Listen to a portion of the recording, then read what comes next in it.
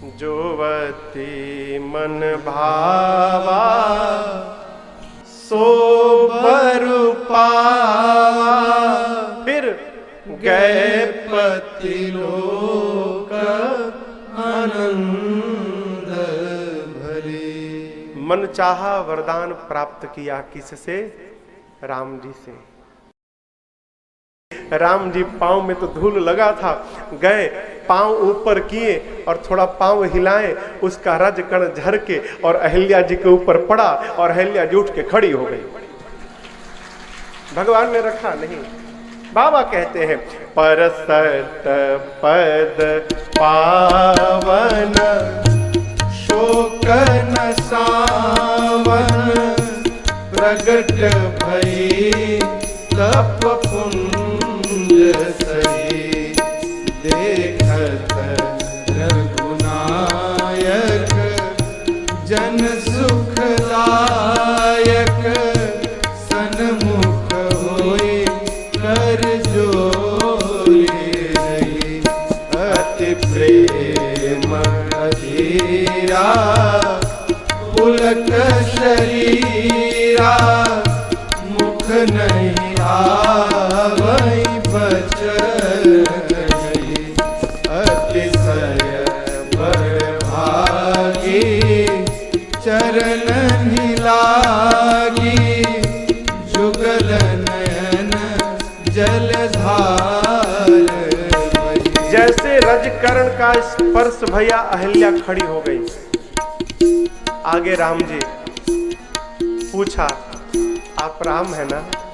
राम जी ने कहा मैं राम हूँ। है। ये पता था कि राम के चरण रज से मोचन होने वाला है। राम जी को पहचाना है, इतना प्रेम उमड़ा हो, शरीर का एक एक रोम पुलकित हो गया, शब्द समाप्त हो गए। ये बंद भया तो ये प्रारंभ हो गया, झरझर आंसू निकलने लगे। इतनी विह्वल भई, बोल नहीं पाई तो भगवान के चरणों में लुट गई। भगवान ने तुरंत उठाया, अपने हाथों से आंसुओं को पोंछा। राम जी ने कहा अहिल्या जी आप कुछ कहना चाहती हैं ना? अहिल्या जी ने कहा प्रभु दुनिया वाले कहते हैं कि मेरे पति ने मुझे श्राप दे दिया। राम जी ने कहा हाँ गुरुजी भी मेरे कह रहे थे कि आपके पति ने आपको श्राप दिया। अहिल्या ने कहा गलत बात प्रभु, एकदम गलत बात। मेरे पति ने मुझे श्राप नहीं दिया नाथ, मेरे पति ने तो मेरा उद्धार कर दिया। यदि मुझे श्राप न देते तो आज अहिल्या के सामने राम आकर खड़े न होते। जिसने आपका दर्शन करा दिया प्रभु, ये श्राप है कि उद्धार है? एक फल, केवल एक वर चाहिए। मेरा मन आपके चरणों में नहीं था, इसलिए मेरे से अपराध बना। एक आशीर्वाद दीजिए, आज के बाद मेरा मन आपके चरणों का कभी त्याग न करे। ये वही पद है जिनसे गंगा निकली, ये वही पद है जिस गंगा को शंकर ने शिरोधार्य किया, ये वही पद है जिनका सबसे पहले पूजन ब्रह्मा जी ने अपने हाथों से किया। आपने उसी पद को मेरे ऊपर रखा प्रभु।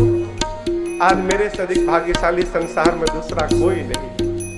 जो वर मांगा एहि भांति सिधारी, गौतम नारी एहि भांति सिधारी, गौतम नारी, बार बार हरि चरण पड़ी, जो अति मन भावा सो बर पावा, गए पति लोक आनंद भरी, जो अति मन भावा सो बर पावा, गए पति लोक आनंद भरी। सीता राम राम राम, सीता राम राम राम, सीता राम